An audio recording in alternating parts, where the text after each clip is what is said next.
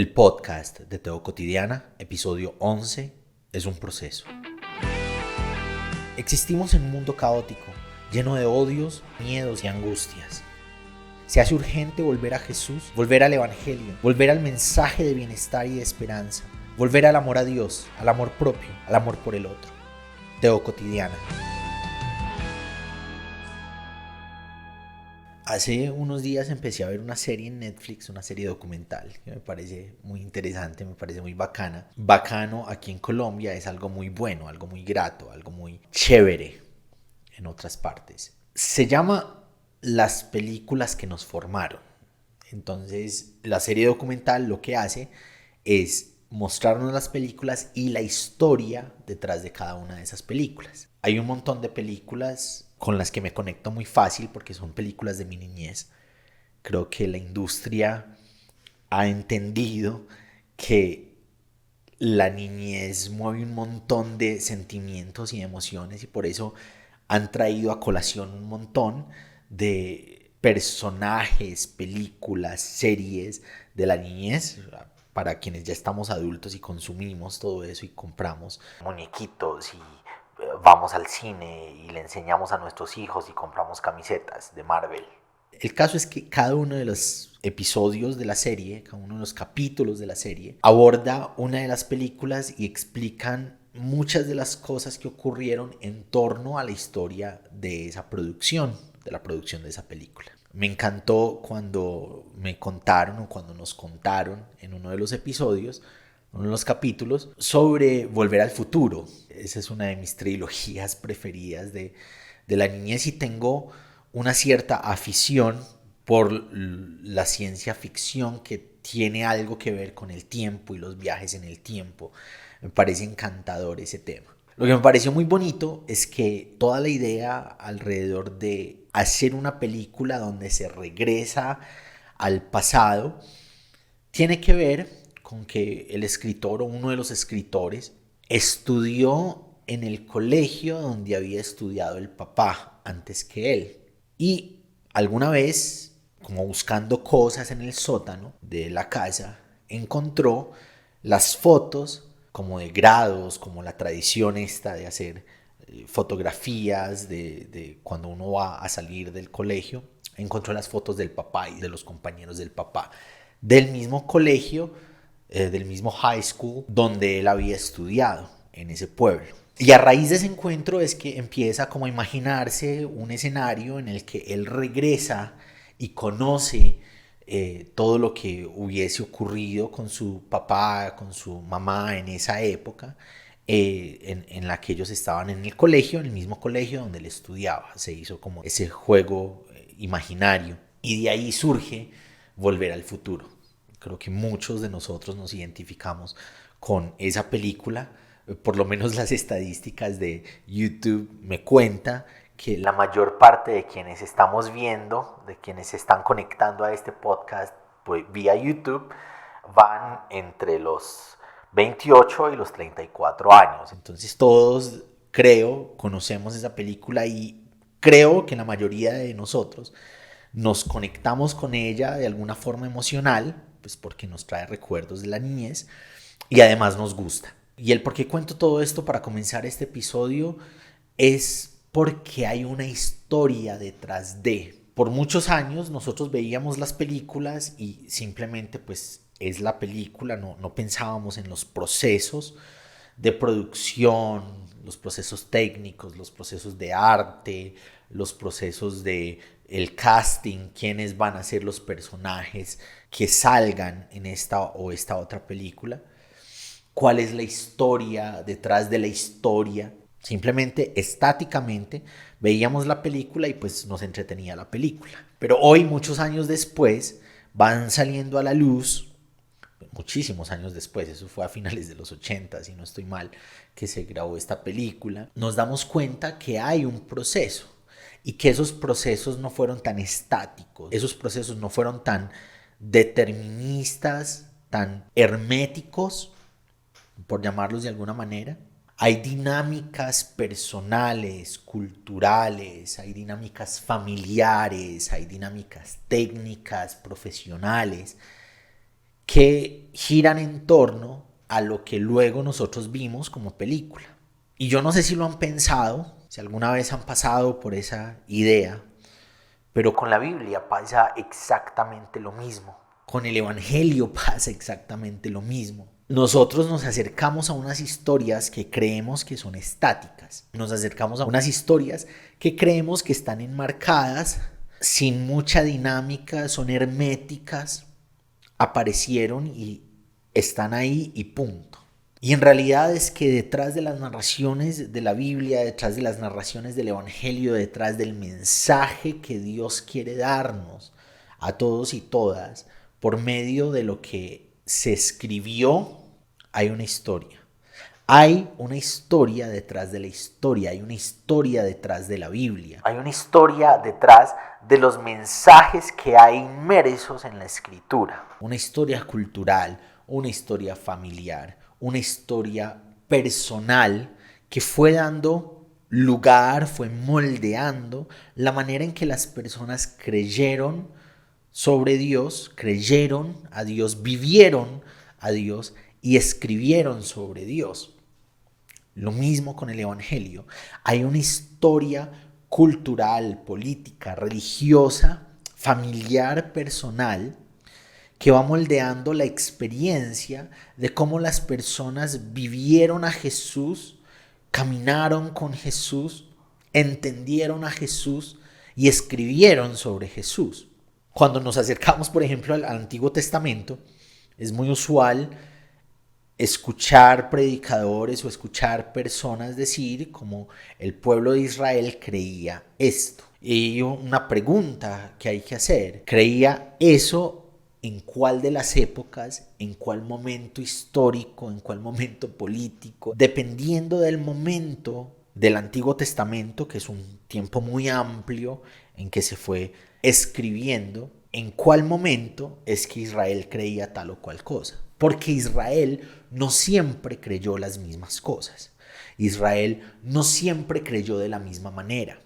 En la medida en que Israel iba teniendo su proceso histórico, natural, cultural, en la medida en que Israel iba encontrándose con otras culturas y sincretizando las ideas, Israel iba creyendo de maneras diferentes. Para muchos académicos, por ejemplo, es muy claro que la liga de tribus, que luego sería la Israel que tanto conocemos y de la que tanto leemos en los escritos bíblicos, no eran precisamente monoteístas. Comenzaron siendo politeístas, creían en varios dioses, veneraban a diferentes dioses. Luego, con el paso del tiempo, se fueron haciendo monolátricos. Aunque creían que habían otros dioses, su Dios era el más importante, el más fuerte, el más poderoso.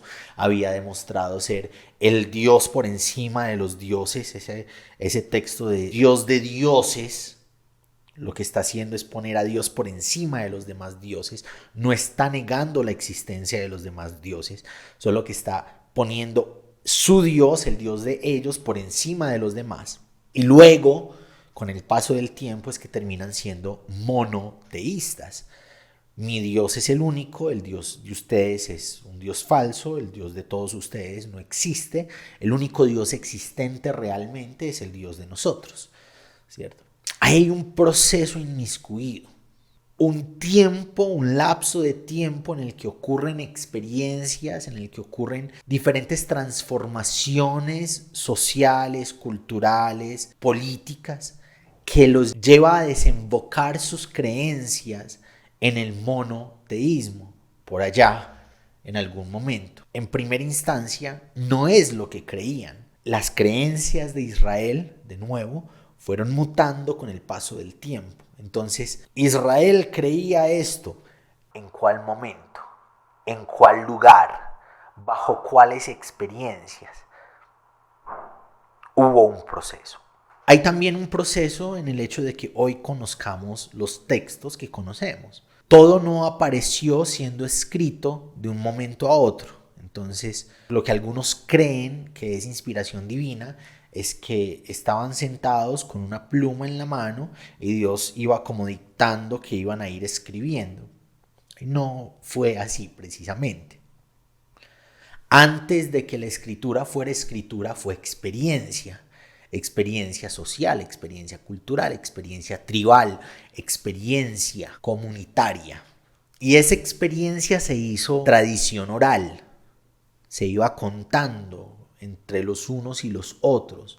Y esa tradición oral se hizo importante, se fue como haciendo el fundamento de lo que yo creo. Nosotros creemos en esto por esta experiencia, por esto que contamos. Y no solamente experiencias de hecho, los mismos relatos se convirtieron en un nuevo proceso experiencial de las comunidades. Y esos relatos fueron moldeando y remoldeando de acuerdo a cómo iba pasando el tiempo y de acuerdo a los nuevos contextos sociales, la forma en que las personas pensaban. Y después fue que se tomaron esas experiencias que estaban en la tradición oral, que antes de ser tradición oral había sido lo que las comunidades habían vivido, y se convirtió en escritura. Y esa escritura también tuvo un proceso.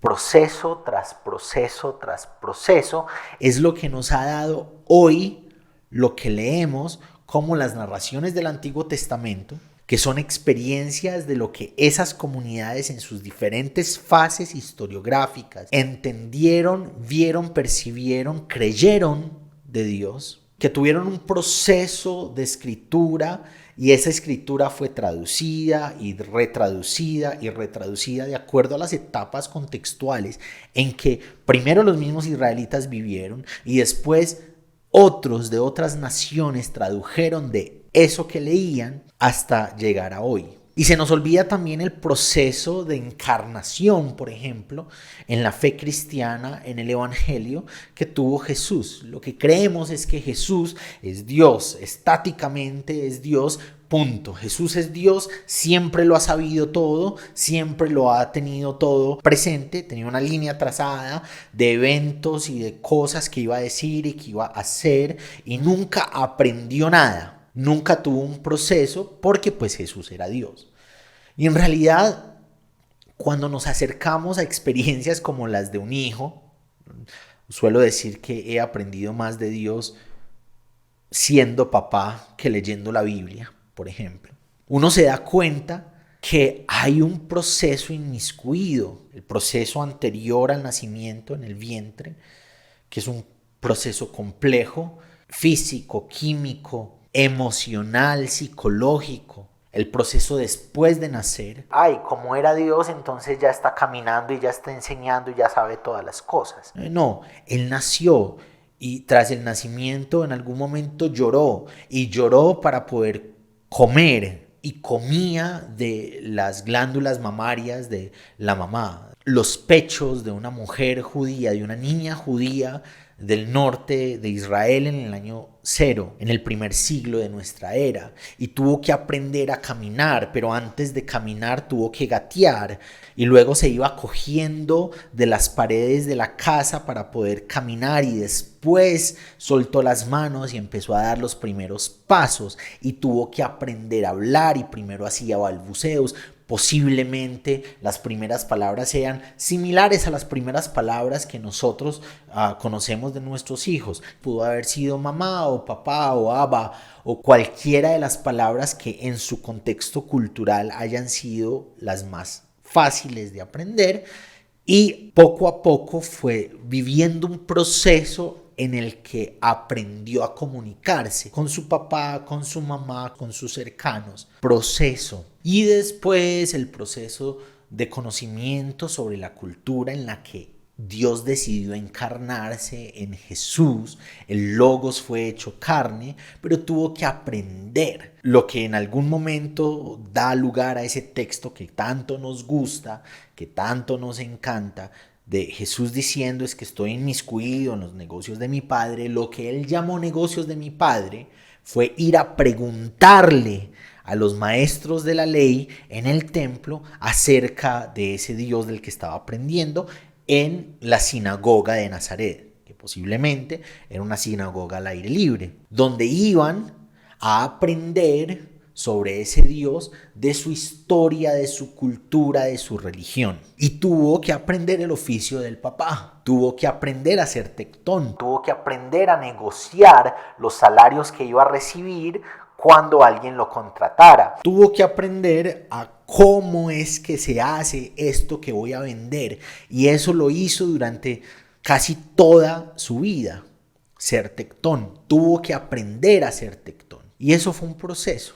Y luego vinieron los procesos de experiencia de las personas cuando él tomó la decisión. Jesús toma la decisión y vive un proceso de separación de lo que normalmente ha sido su vida por siempre, desde niño, a lo que va a ser su nueva normalidad, en la que es un profeta apocalíptico, un predicador itinerante, un sanador itinerante que va de aldea en aldea sanando personas, anunciando que el reino de Dios ya ha llegado, no hay que esperarlo, hay que vivirlo. Vive ese proceso de ser un judío inmerso en su realidad laboral, su realidad familiar, para ser un judío inmerso en una nueva normalidad en la que está dedicando su vida a anunciar que el reino de Dios ha llegado, a traer la sanación del reino de Dios, a traer la libertad del reino de Dios, a traer el amor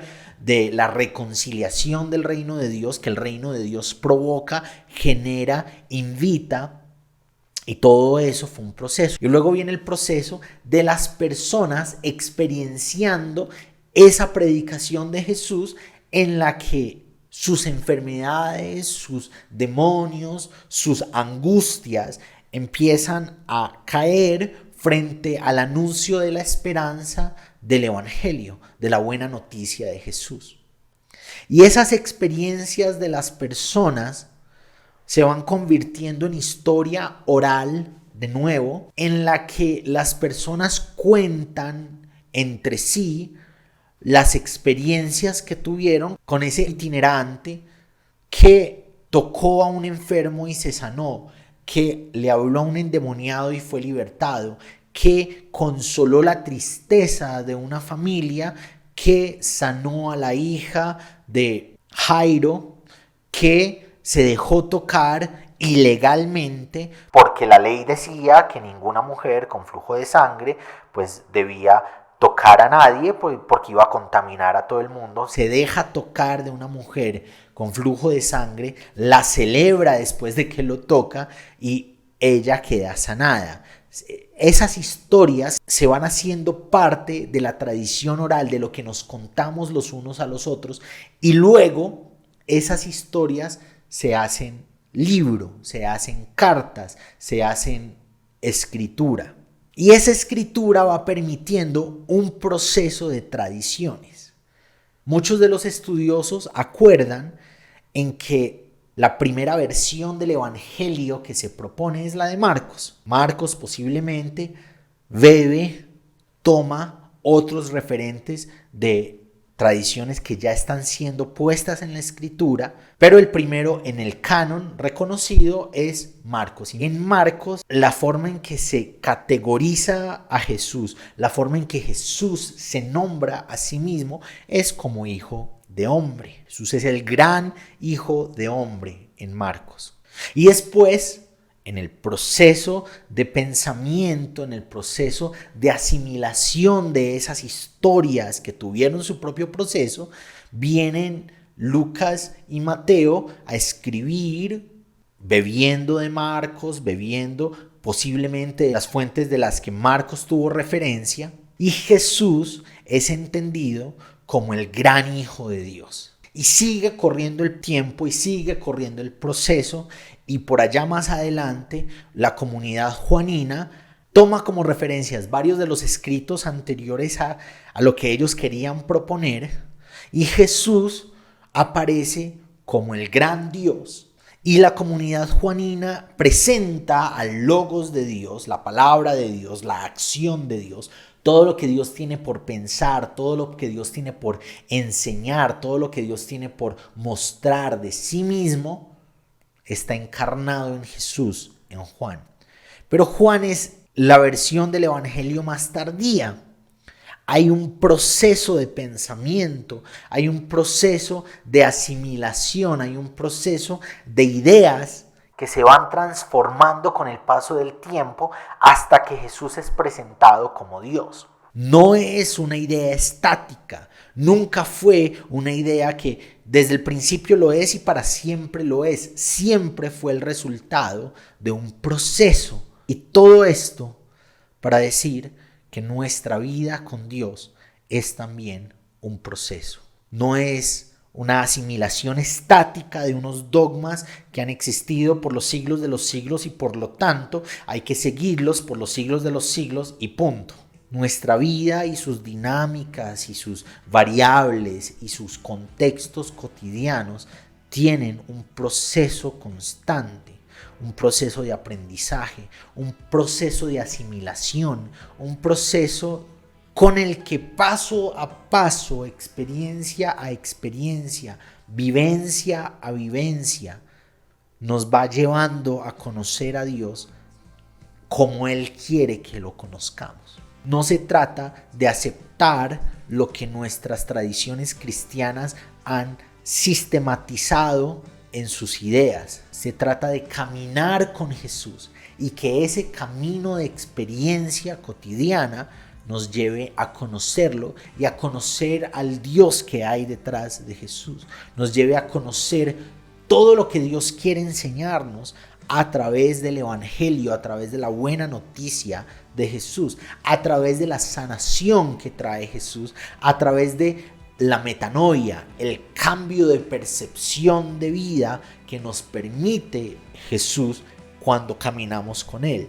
Lo usual es que se nos dé un decálogo de ideas sistematizadas, lo que hay que creer, lo que no hay que creer, cómo hay que creerlo, y eso es ser cristiano y eso es ser seguidor de Jesús. Pero mi invitación hoy es que demos pasos, que caminemos día a día con Jesús y que sea ese camino, que sea ese proceso lo que nos vaya transformando lo que tengamos que transformar, aprendiendo lo que tengamos que aprender, asimilando lo que tengamos que asimilar de Dios, de lo que Él quiere que aprendamos, de lo que Él quiere que entendamos, de lo que Él quiere que seamos. Que el proceso de caminar con Jesús sea lo que nos enseñe la naturaleza del gran papá, del gran Dios. Gracias por acompañarnos hoy en el podcast de Teo Cotidiana. Te espero para que reflexionemos juntos en el nuevo episodio.